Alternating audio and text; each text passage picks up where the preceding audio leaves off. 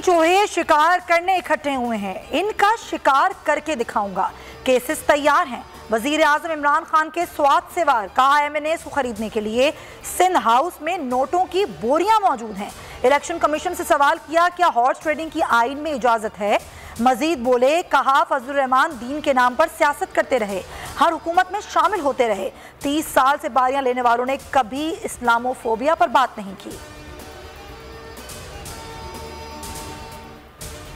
कोई ब्लैकमेल नहीं कर रहा। परवेज इलाही का आज का बयान खुश आइंद है।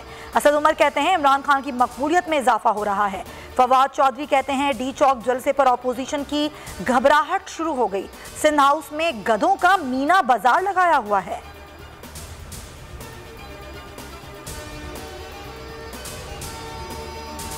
चौधरी परवेज इलाही का यू टर्न, कल अपोजिशन की हिमायत, आज इनकार। कहा इत्तेहादी हैं, हुकूमत छोड़ी ना ही अपोजिशन ज्वाइन की, हर मुश्किल में साथ दिया। मुशावरत से चला जाए तो हुकूमत का फायदा है। मसाइल की निशानदही पहले दिन से कर रहे हैं।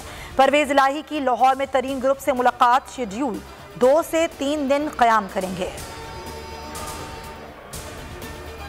पंजाब की मजबूरी है, परवेज इलाही जरूरी है।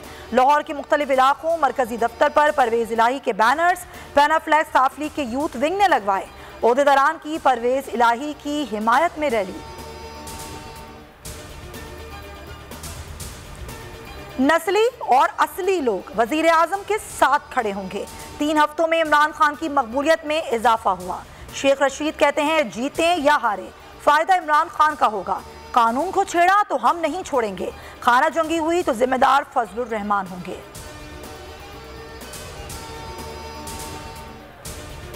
कोरोना केसेस में बतदरीज कमी। NCOC का मुल्क भर में तमाम पाबंदियां खत्म करने का ऐलान। असद उमर ने कहा वबा मौजूद है, मॉनिटरिंग जारी रहेगी। वैक्सीन लगवाने की पाबंदी बरकरार रहेगी। 70% अफराद मुकम्मल तौर पर वैक्सीनेटेड हो चुके हैं।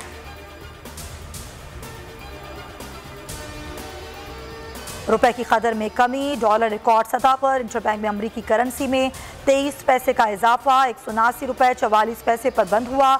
ओपन मार्केट में 180 रुपए 50 पैसे पर ट्रेड कर रहा है।